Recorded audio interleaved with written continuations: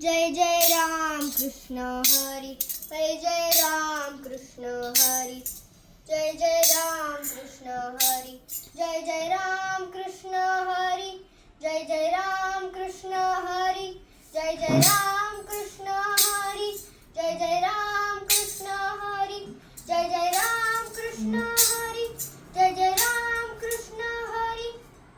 एकदा दिवाळी होती. नामाला आई अंघोळ घालत होती. नामा म्हणाला, आई असं काय तेल बिल चोळून उटणं लावून अशी अंघोळ का घालतेस तू मला? आई होती गडबडीत. ती म्हणाली, दिवाळीला अभ्यंग स्नान सगळेच करतात. आज जर तुझा पांडुरंग आपल्या घरी आला ना, तर मी त्याला सुद्धा अभ्यंग स्नान घालीन. नामाला ते खरंच वाटलं.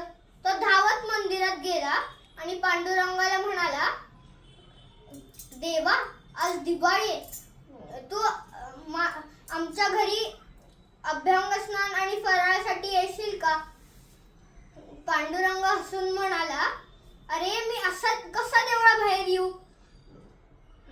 नामा म्हणाला, ते काही मला माहित नाही. तू चल माझ्या घरी, चल चल ना. नामा हट्ट करू लागला.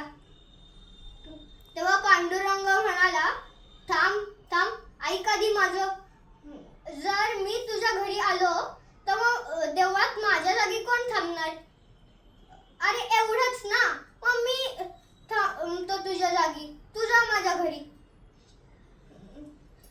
पांडुरंग म्हणतो, ठीक आहे, मी जातो तुझ्या घरी. तू आता माझ्यासारखा इथे उभा राहा.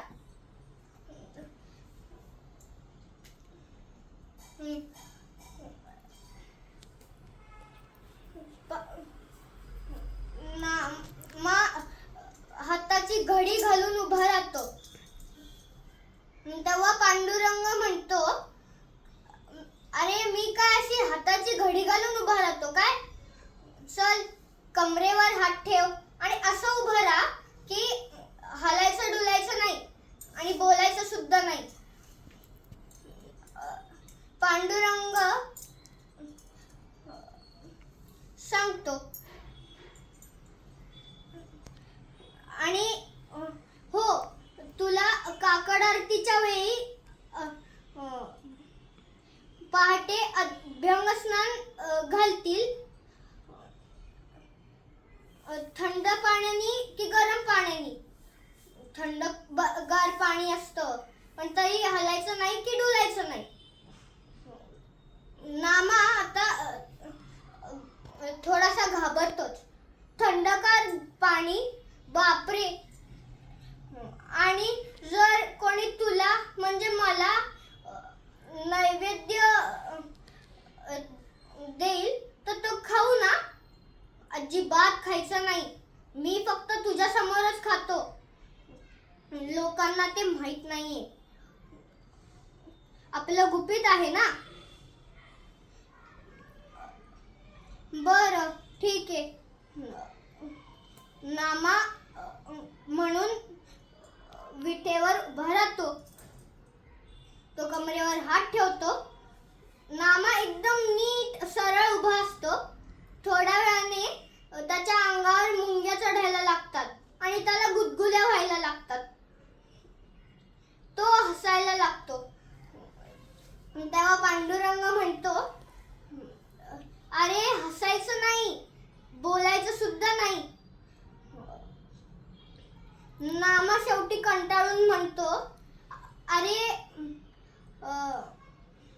माझ्या अंगावर मुंग्या चढतायत आणि मला गुदगुल्या होतायत. मी नीट कसं थांबू? पांडुरंग म्हणतो की मी तर रोज असाच उभा असतो. किती वर्षांपासून मी याच विटेवर असाच उभा आहे. नामा म्हणतो, जाऊ दे, देव होणं काही सोपं नाही. मला नाही होता येणार देव. जय जय राम कृष्ण हरी, जय जय राम कृष्ण. कृष्ण हरी. जय जय राम कृष्ण